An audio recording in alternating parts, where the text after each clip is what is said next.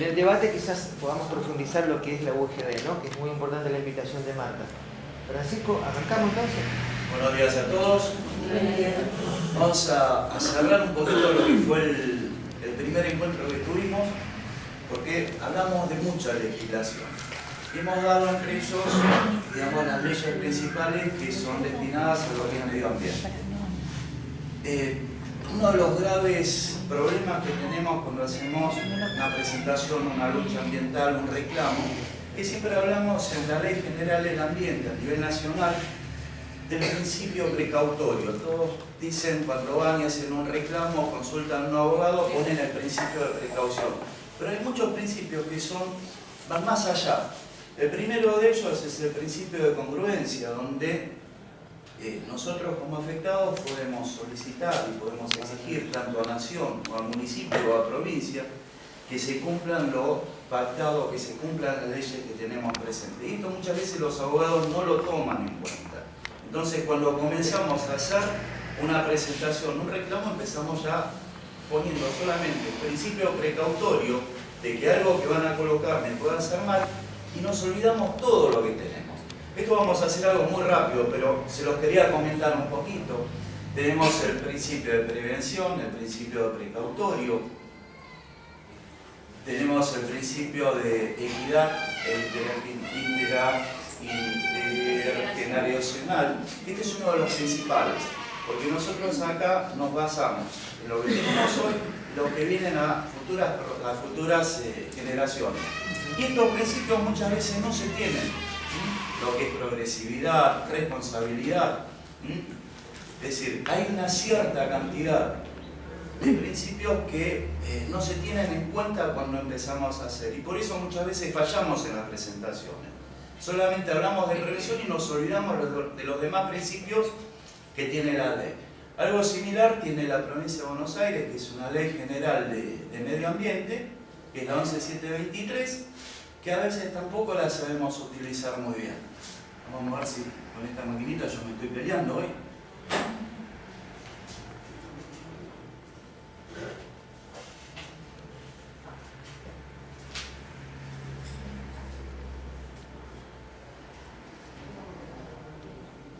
Hoy específicamente con lo que vamos a hablar va a ser un poquito de la historia de los residuos. Y cuando empecemos a ahondar un poco más, vamos a ver dónde nacen los problemas y que es una similitud total de hace 250 años atrás a lo que tenemos hoy. Bueno, nuevamente yo pertenezco a un espacio que se llama Intercuencas, venimos trabajando, estoy en la Comisión de Residuos, y hoy principalmente vamos a tocar un par de temas, de los huecos al relleno. Los huecos normalmente eran los sectores que teníamos de áreas anegadizas o cuando la colonia empieza las construcciones de las primeras viviendas, que eran viviendas de adobe, se hacían grandes huecos en la ciudad y nos quedaban lugares libres. Esto se utilizaba para tapia, para todo lo demás. Vamos a ver un poquito de lo que son los 200 años de historia, qué es el SEAMSE. Si bien es San Parolo, vamos a pasar algo de lo que es una evaluación de un sitio contaminado y vamos a terminar con lo que son las luchas sociales. En esto lo que yo no voy a tocar va a ser la lucha de SEAMSE, que eso la van a dar, pero les voy a mencionar todo lo que es el ideario que tenemos a nivel nacional, como venimos en los últimos 20 años avanzando. Algunas batallas hemos ganado, otras hemos perdido.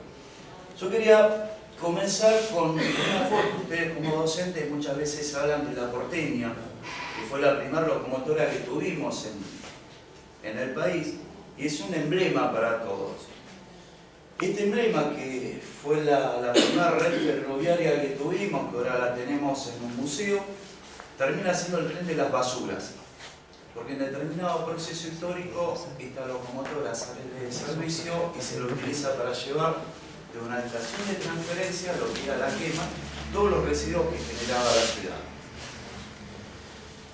Cuando empezamos a hablar de cuándo comenzó la crisis de los residuos, mucha gente cree que son los últimos 20 años que tenemos ya una capacidad colmada, una capacidad de carga donde no sabemos qué hacer con lo que generamos a diario. Y ahí ya viene el primer gran problema. El problema de los residuos comienza cuando se funda la ciudad.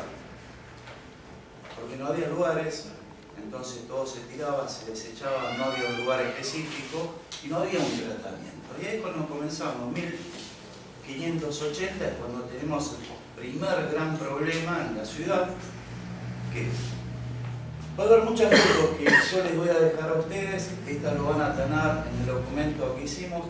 Todas estas fotos son del Archivo General de la Nación, algunas se sacan del gobierno de la ciudad. Y como dijimos, algo huele a podrido. Esto podrido que tenemos son casi 400 años de historia que vamos a pasar muy rápido porque lógicamente también está Hugo y está Ninfa para poder hablar, ¿no? Tenemos que ver un poquito de dónde veníamos y hacia dónde íbamos. Esta es la historia que tenemos en el país de lo que es residuos. Comenzando de la colonia, llegando a lo que tenemos hoy, que es el SAMS. No queremos ahondar en lo que va a ser después porque, sinceramente, el panorama no es alentador para los que queremos un ambiente sano. Nosotros dividimos la historia de la basura en 5 periodos, y esos periodos más o menos los vamos a tratar en la forma que se empezó a tratar hasta llegar del comienzo de la colonia hasta la actualidad. Cuando hablamos de los huecos era justamente lo que estábamos hablando, los huecos se hacían en la ciudad para poder disponer de lo que teníamos, por esos huecos estaban pegados a las viviendas, no estaban alejados. Entonces, hay algo que se empieza a trazar en toda esta historia, que es una historia, a los que nos dedicamos a la parte de residuos, que es muy rica y a su vez es muy amarga porque no aprendimos nada de lo que tuvimos antes y de lo que tenemos hoy.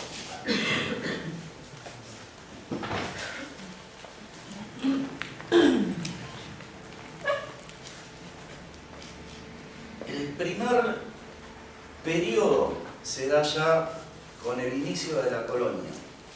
Y ahí es donde vemos la gran diferencia de los pueblos originarios, principalmente a nosotros nos toca, que es el pueblo querandí, el pueblo que quedó masacrado por los españoles, que ellos cuidaban el ambiente. Primero que tenían un sistema que siempre tiraban los desechos aguas abajo, los pocos desechos que generaban y todo lo demás era orgánico.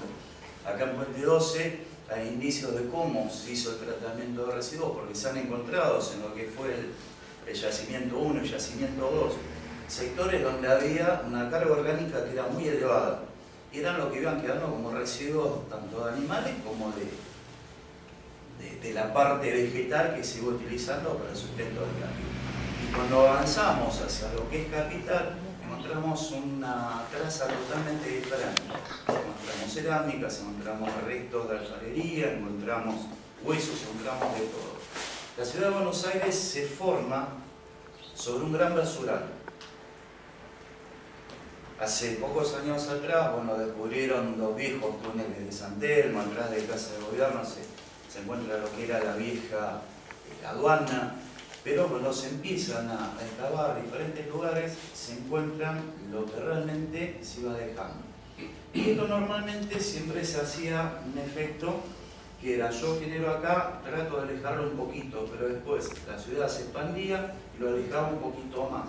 Hasta que llega un momento que ese poquito, la gente se empieza a desplazar a lo que es zona norte y en zona sur se convierte en la gran quema que hemos tenido.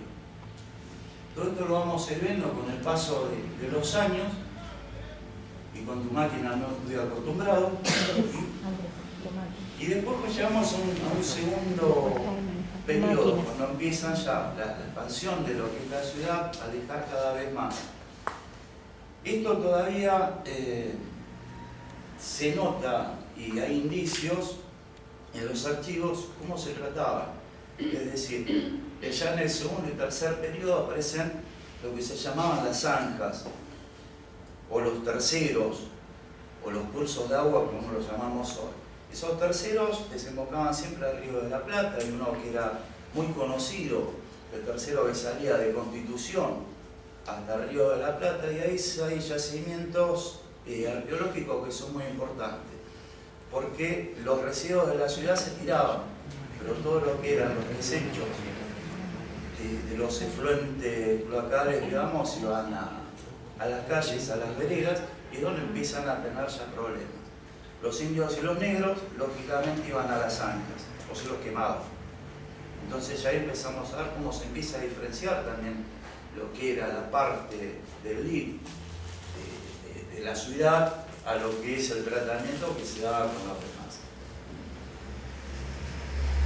Lo más llamativo se empieza a dar en el tercer periodo y en el cuarto, donde se calcula que aproximadamente ya se llegaba a tratar más de 1 kilo por habitante en lo que era el asentamiento de la colonia, en lo que era el casco de la ciudad de Buenos Aires.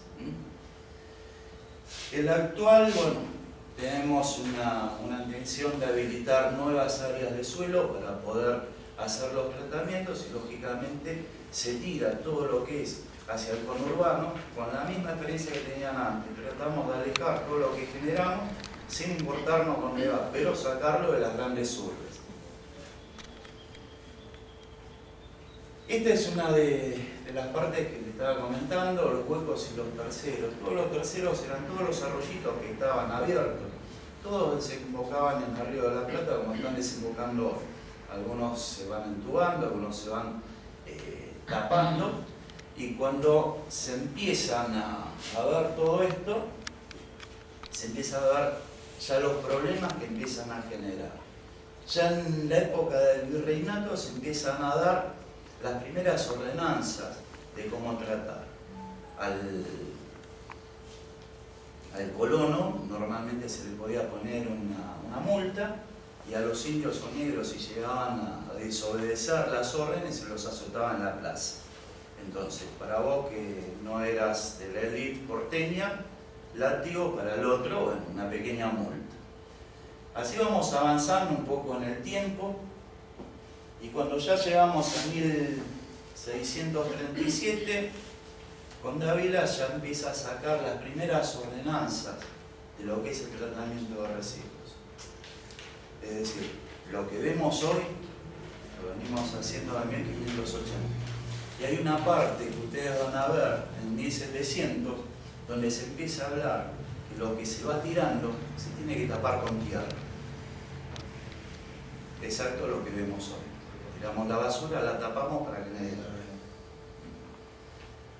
Así vamos con todo el tiempo avanzando, y ya en 1700 se empieza a poner un poquito lo que es la figura de la policía ambiental, que podríamos llegar a decir, donde el poder de policía lo tienen los comisarios y los agentes para empezar a multar a la gente de que trate los residuos.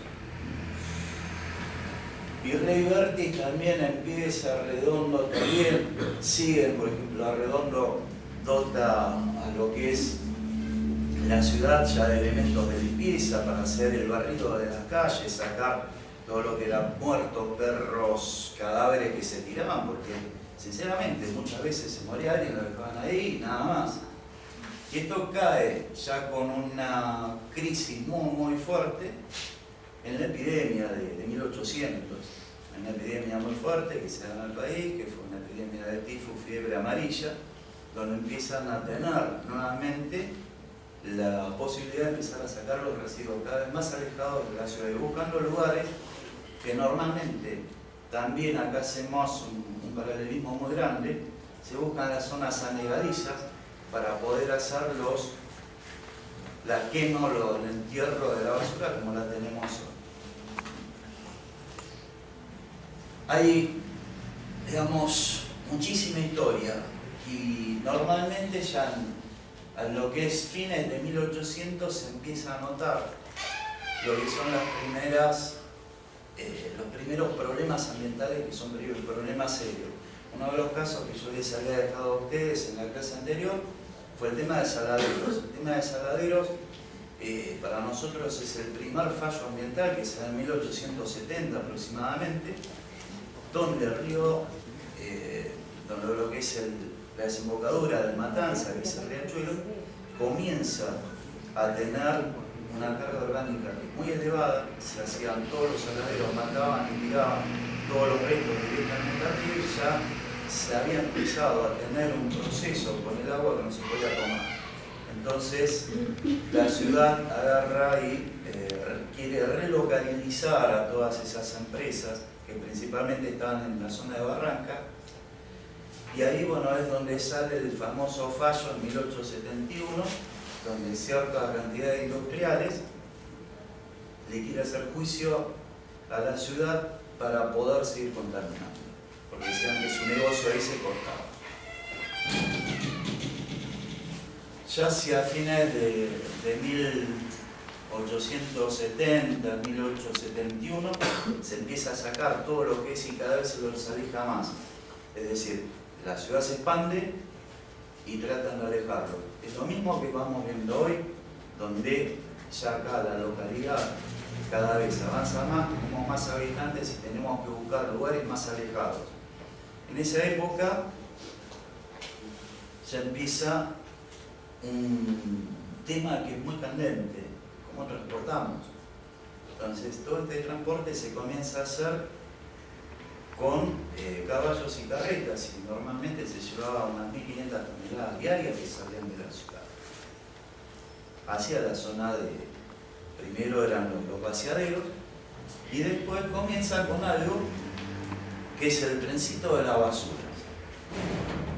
Se hace todo un recorrido en lo que es el ferrocarril oeste, donde se lleva de una estación de transferencia, porque venían los carros si no tenían 10 horas, 12 horas de viaje, donde se llevaba a la estación, se bajaba de los carros, se tiraban las vagonetas, y el trencito llevaba todo lo que es la zona sur de la ciudad actual, todo lo que es la zona de Lugano, el Barco Flores, Pompeya. Y hay algo que es, sigue el fútbol, a la gente de Huracán le dicen los quemeros.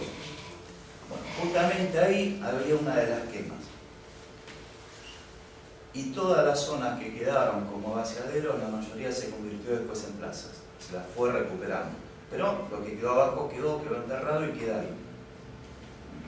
El trencito de la basura hacía aproximadamente entre 5 y 10 viajes por día. Recorría, llevaba y traía. Y después en una época se trata de vincular un poco lo que es la parte de transporte de pasajeros para venir a la ciudad. Entonces llevaba basura y traía gente, y así sucesivamente iba pasando. Es algo que es una historia que es muy poco conocida, porque cuando hoy hablamos que tenemos una estación de transferencia, que tenemos un centro de disposición final, que tapamos la basura, que la incineramos, esto mismo ya lo teníamos en 1800, y esto no se solucionó.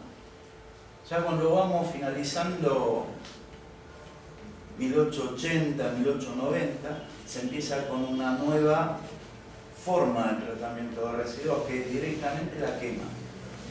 En esa época, ya en 1800, principios mediados de 1830, 1840, un señor dijo, llevó 3 fierritos, ponía ahí una parrilla muy casera y empiezan a quemar los residuos. Ya también hacia fines de lo que es el siglo XIX salen los primeros contratos de basura. Esto es lo que muchas veces nosotros desconocemos. Nosotros decimos que hoy tenemos un sistema de basura contratado. Bueno, en esa época se da el primer contrato donde la ciudad contrata empresas privadas para poder hacer el traslado de los residuos. Como ven, lo que vimos hace 200 años es el mismo sistema que tenemos hoy.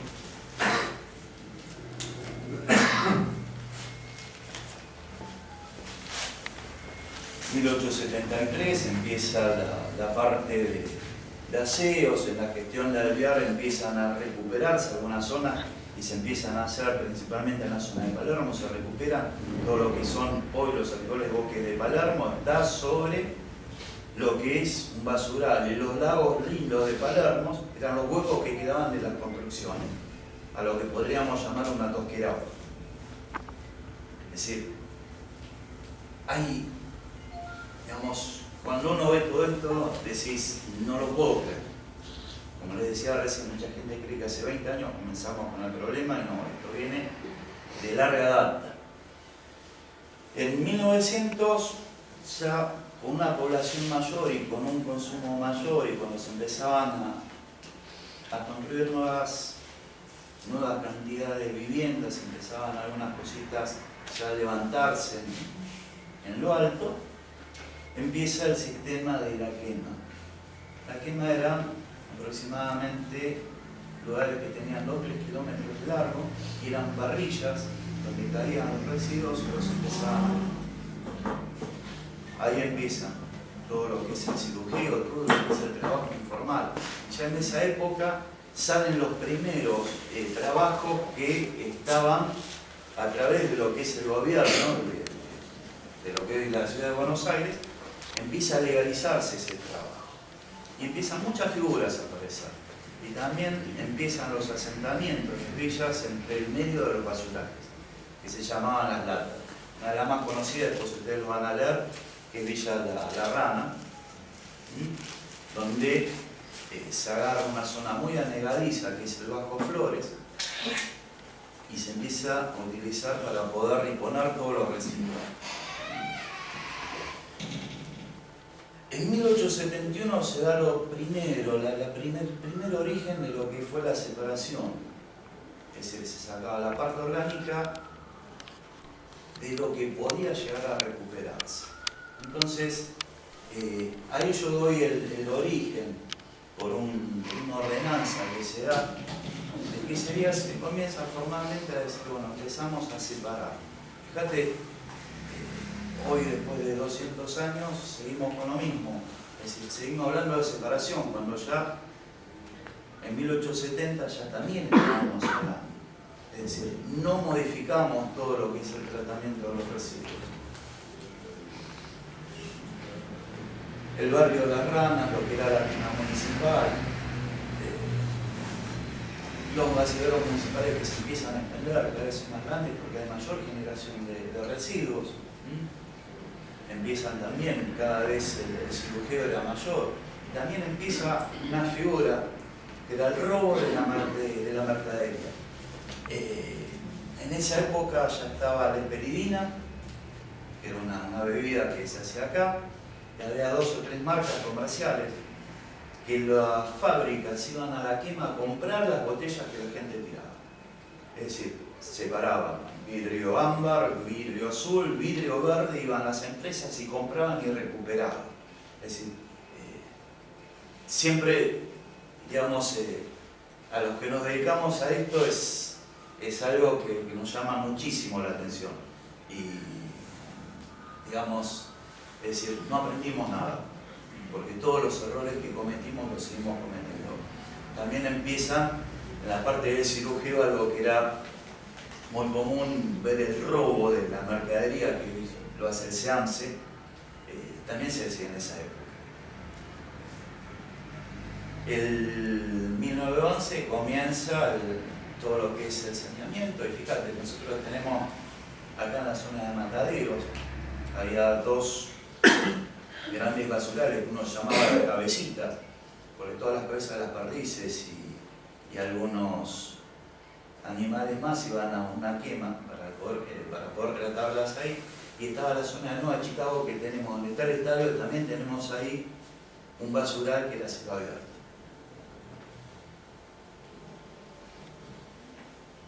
Ya a principios de 1910 se crea, después de una gran epidemia que tuvimos en Buenos Aires, se da el sistema de incineración.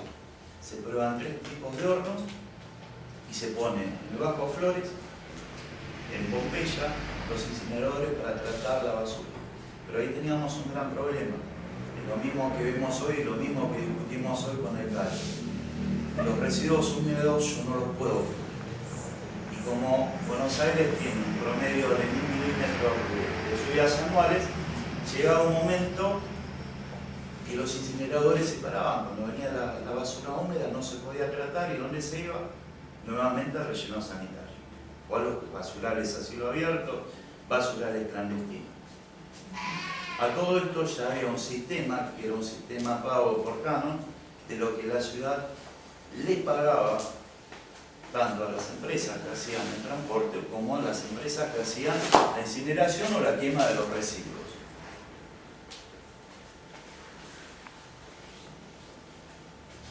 Y después, bueno, teníamos un poquito en 1920 lo que es un doble sentido, porque por un lado decían podemos hacer tal cosa y te crean una ley, como ustedes la ven acá, y al poco tiempo sacan otra ordenanza que cambia el sistema de gestión.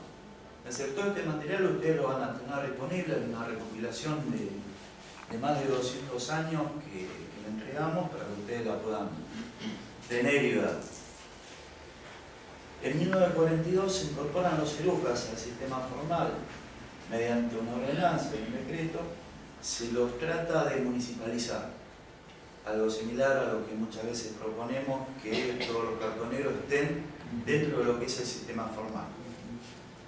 Todo esto van idas y venidas en todo lo que es la década hasta el 60, 70, sigue lo que es la incineración y ya se empiezan a notar otros problemas, que son los problemas respiratorios en la ciudad de Buenos Aires. A lo que eran los incineradores municipales se le suman que los edificios y las empresas tenían incineradores propios para tratar los residuos.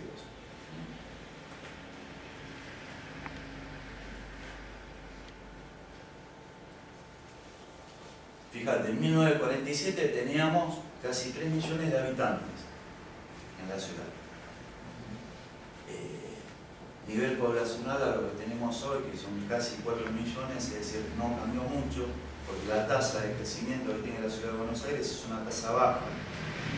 Normalmente toda la gente se está expandiendo. Ante todo esto se dio un movimiento interno que fue muy grande. La gente que estaba afincada en Capital se va a toda zona norte y destina como una zona de sacrificio que es toda la zona sur y toda la zona ribereña, tanto Río Matanzas como Río de la Plata.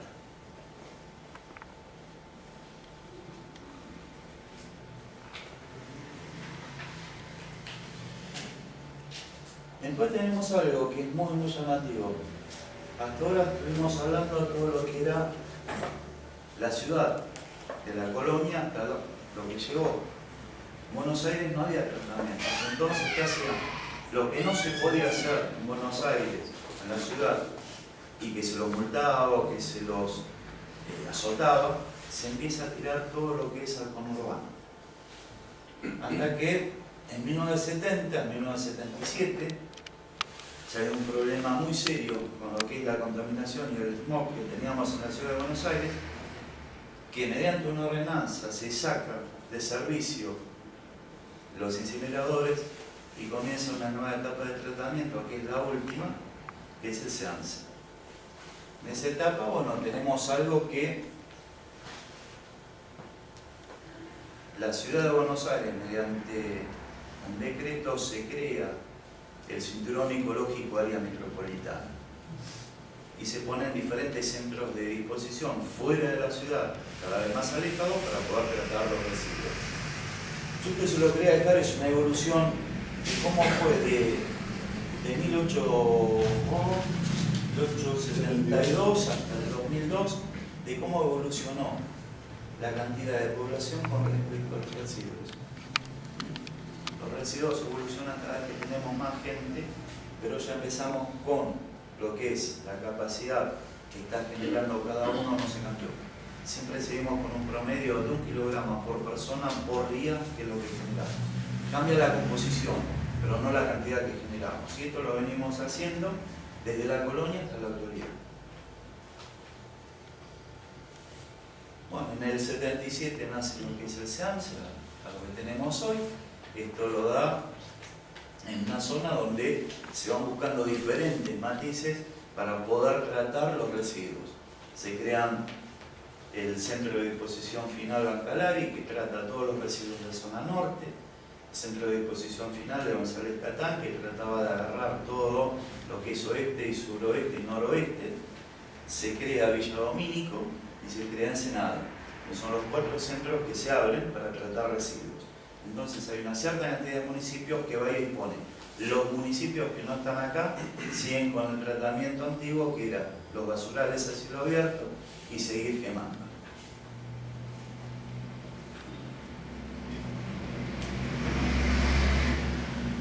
Bueno, un poquito lo que vemos, los 4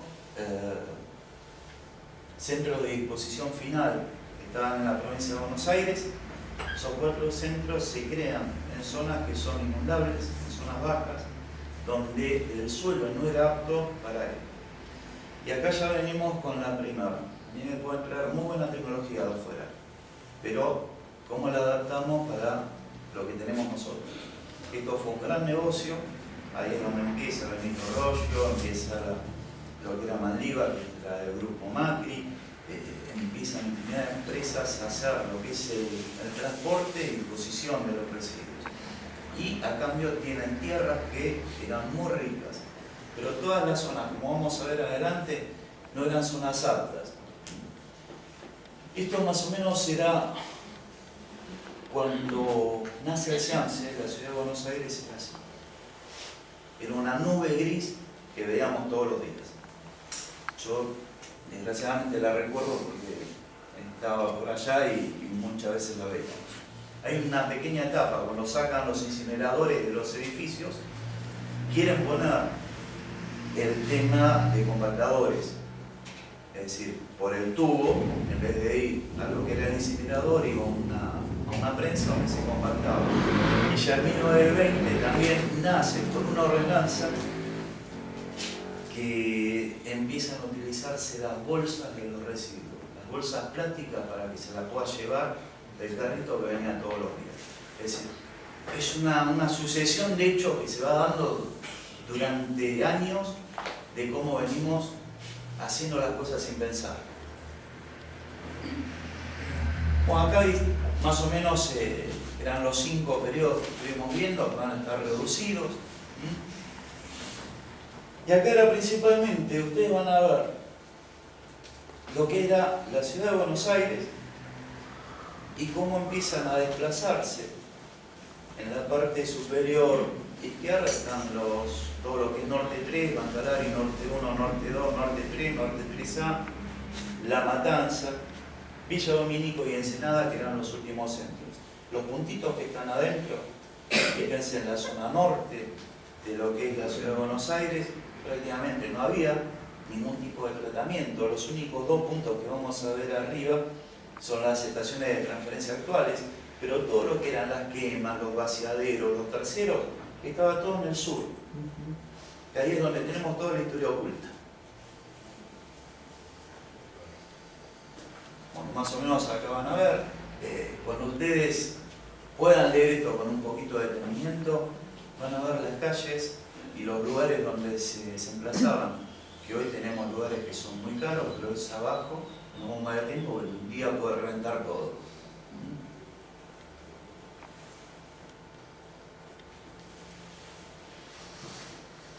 Bueno, acá vamos a empezar un poquito, les quiero aclarar algo. Todos los datos que van a estar acá, el 90% son datos oficiales, datos de la SEAMSE. Yo no defino a la SEAMSE, ustedes lo saben muy bien, pero nosotros tenemos que basarnos con lo que ellos nos están diciendo. No tenemos estadísticas, no sabemos cuánto estamos generando, nos basamos en los datos de ellos y después, bueno, todo esto es una discusión muy grande que se puede dar. Acá tenemos, normalmente cuando, un poco lo que decíamos la otra vez, el gran error, yo no quiero trabajar para decir que el decreto 9111 sea derogado, no, yo quiero derogar la creación, ese decreto que lo pone la provincia de Buenos Aires, que lo acepta Nación y que lo acepta la ciudad, para la creación de lo que es el SEAMSE. El SEAMSE con el tiempo, hoy es coordinadora ecológica área metropolitana, pero antes se llamaba Cinturón Ecológico área metropolitana. Y ese cinturón ecológico nos barría a través de lo que era, de lo que es, digamos, la autopista del Buen Aire, un circuito rápido para sacar o ingresar o sacar los residuos de la ciudad y llevarlos a otro lugar. En el año 2006 comienza una nueva etapa, que es lo que nos venimos oponiendo y bueno, se logró frenar, lo que es la autopista Perón, por nosotros llamadas autopista de la basura, que vincula todo lo que es el tercer cordón de la provincia de Buenos Aires, abarcando de zona norte, llegando hasta lo que es La Plata, pasando por el medio del Parque Pereira y Iraola, y eso nos da la posibilidad de que tenemos Norte 3, tenemos González Catán y Alcalde, tenemos Ensenada, para poder sacar o recibir. Y curiosamente, la traza de la autopista está muy cerca donde tendría que ser la traza del puente que nos vincula con Uruguay, dando la posibilidad de que también puedan ingresar residuos al país. Y cuando vamos para el norte, al menos queda cerca de lo que es un puente, que es el Varadero, para poder ingresar residuos de países limítrofes. Por eso es cuando mucha cantidad de gente nos opusimos a lo que es la autopista Perón. No queremos desvincular el hecho de que sea una vía rápida para sacar de Varadero a La Plata, sino que lo estamos viendo con un sentido que es un sentido de negocio, y negocio con los residuos. El área de influencia que tiene el SEAMS es muy grande, prácticamente está abarcando del área metropolitana el 80%,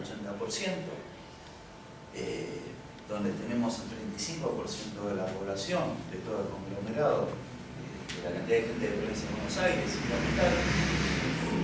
Y bueno, esto es lo que es el área que abarca el SEAMS.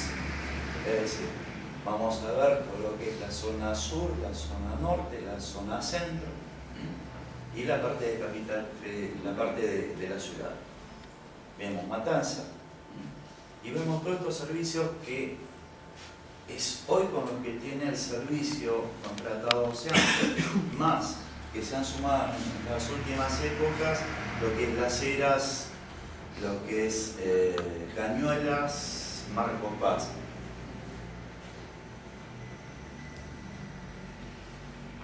Los municipios que tienen convenios con el SEAMS, que son los que están recibiendo todos los días, bueno, Matanza recibe solamente de Matanza y generadores privados. Lo que es La Plata, Oráncer, Magdalena, trabajan todos en lo que es el relleno de Ensenada, Villa Domínico, quedó cerrado. Pero ustedes, vamos a tomar un caso que es muy paradigmático. Quilmes.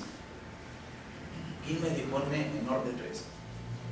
Quilmes va a una estación de transferencia en Capital Federal, que puede ser Pompeya o Zabaleta, y de ahí se transporta. Ese transporte, la tonelada sale $20. Calculen ustedes que Quilmes genera aproximadamente por día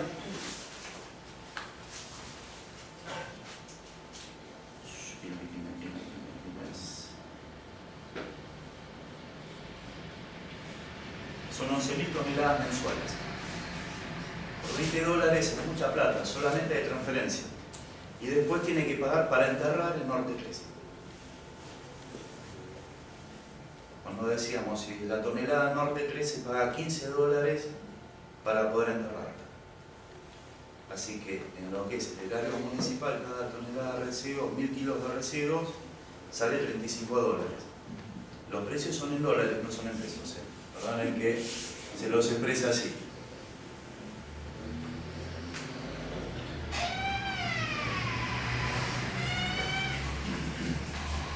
Acá vamos a ver un poquito los complejos ambientales que tenemos.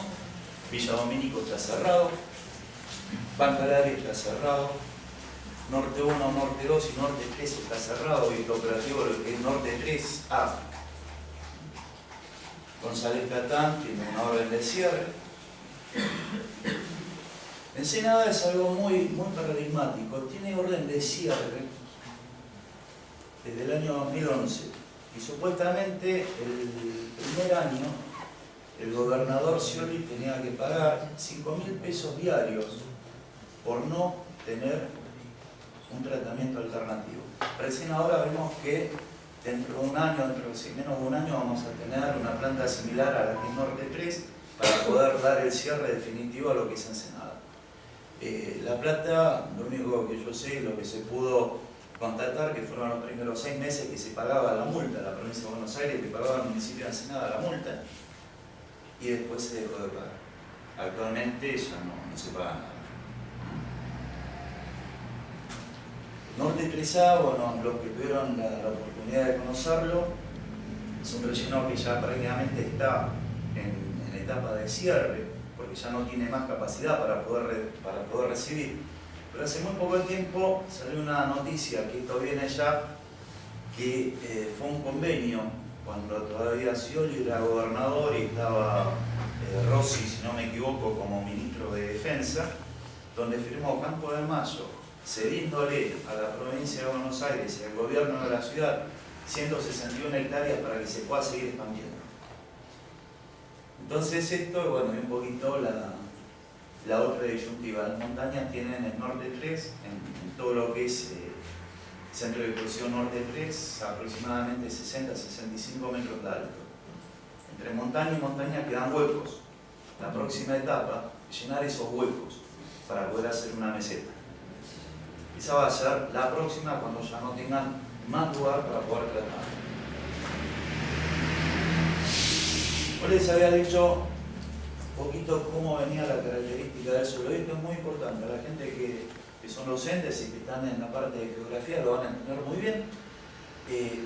Esta es la composición geomorfológica que tenemos en el suelo del área donde están los rellenos sanitarios. En todas las áreas, ninguna es apta para este tipo de tratamientos. González Platán está al lado de un arroyo, ese arroyo termina en lo que es el río Matanza Riachuelo. Ensenada es también está al lado del arroyo El Gato. Villa Domínico fue el peor porque estaba pegado al río de la Plata y con la subestada el lixiviado salía muy rápido hacia el río de la Plata. Y la toma de lo que es Villa Domínico a Ensenada son 600 metros. Norte 3 está al lado de lo que es el río Reconquista, con todas zonas inundables que se las trataron de recuperar para hacer esto. Cacciatore ahí el negocio lo hizo pésimo. Bueno, un poquito lo que estábamos hablando recién. Estas son el camino que hacen los residuos. Nosotros tenemos una estación de transferencia en Almirante Brown, que esa estación se construye secretamente y sale de la nada a operar de un día para el otro. Y vamos a tener una estación de transferencia en Matanza que se logró frenar. Y después están las 3 estaciones de transferencia en lo que es Capital, donde vienen de toda la zona sur y se va disponiendo para que se agilizar todo ese trámite de llevar los residuos hacia Norte 3. Y bueno, el Norte 3 es donde está disponiendo todo. Acá vemos un poco lo que fue el incremento. Esto es una estadística hasta el 2010 y después tenemos que nosotros le mandamos como anexo del 2009 al 2013, donde vemos que en el 2001, 2002, 2003 hay una caída de ingresos a lo que son los rellenos sanitarios. En el 2002 bajamos un 21%. Esto es la acción de los cartoneros. Esto fue la acción de que la gente recuperaba, sacaba y vendía. Era un poco lo que les había comentado en el encuentro anterior. Para nosotros fue una alegría cuando tenemos estos datos, que son los datos del SEAMSE, porque yo puedo tener datos que me da Lescano con una cooperativa que es el Seibo, que sabemos cómo están más o menos. Pero estos datos vimos que se puede hacer un tratamiento de residuos totalmente diferente, donde teniendo un poquito de compromiso, donde teniendo gente que pueda recuperar, se recupera y le sacamos el nivel de los rayos. Aumentó y después del 2010 se va aumentando. Hoy prácticamente tenemos sobre las cifras del 2001 aproximadamente un 35% que se aumentó la cantidad de residuos que se van disponiendo. Bueno, esto más o menos son las cantidades de toneladas. Fíjense en lo que fue 2001, 1.800 toneladas, 1.800.000, llegando al 2010, 2.100.000. En el 2013 andábamos, 2013 fue 1.520.000, porque se sacan los arios, pero en el 2012 teníamos una cantidad muy grande.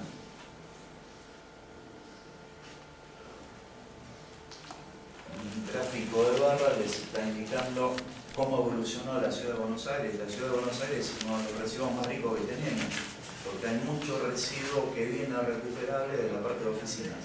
Y ahí es donde nosotros le sacamos con los cartoneros el gran negocio que tiene el SEAMSE. Después, bueno, se perdió, desgraciadamente. Esto es más o menos cómo va evolucionando año por año los residuos. Y acá tenemos cómo lo está manejando. Estos son datos oficiales, los datos oficiales hoy que podemos sacar de la página de SEAMSE. Es lo que tenemos y lo que están disponiendo hoy. Son las estadísticas que tenemos día a día. Lógicamente, todos estos datos tienen 1 año y medio de atraso, porque nosotros todavía no se cerró lo que es el periodo 2015 y todavía no tenemos lo que es 2016, lo que va ingresando. Bueno, acá terminó un poquito la historia y la desaparición de la bolsita. Y seguimos un poquito. Y yo quería dije, no voy a tocar el tema de González Catán, simplemente les voy a dar una breve síntesis de lo que fue la lucha ambiental. En muchas de estas participé con lo que fue GASCRE, con el repositorio de material nuclear, lo que fue Esquel, no la mina, lo que fue Brandsen. Brandsen sienta un precedente que es muy grande, donde Brandsen le dice al pueblo, no al SEAMSE, que ya estaba prácticamente previo todo dispuesto, y la gente saca un proyecto propio para poder hacer un tratamiento diferente. Tienen recolección diferenciada, tratan los residuos de una manera totalmente diferente, ahora están haciendo compost. Lo que fue Villa Domínico, la lucha de los vecinos de Domínico para el cierre de SEAMSE, que se consiguió cerrarlo, que fue el primer centro ambiental que le cerramos al gobierno. Lo que es Ensenada, que es un poco la lucha que seguimos hoy, que ya, bueno, prácticamente el año que viene ya estaría cerrado.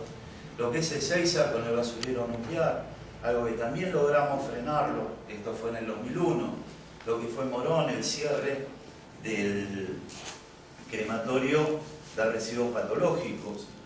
Lo que fue González Catán, bueno, Ciudad Evita, que logramos la instalación de una planta de transferencia. San Justo, lo que fue frenar en el hospital de niños un horno de tratamiento de patológicos. Ramos Mejía con la recuperación de espacios verdes, Isidro Casanova, Monterrey del Pino, Bower, que también es otro tema que para nosotros es muy emblemático, que fue cerrar con Crece, que es una empresa que trataba y ponía en el segundo a nivel nacional más grande del relleno sanitario, donde iban todos los residuos de Córdoba.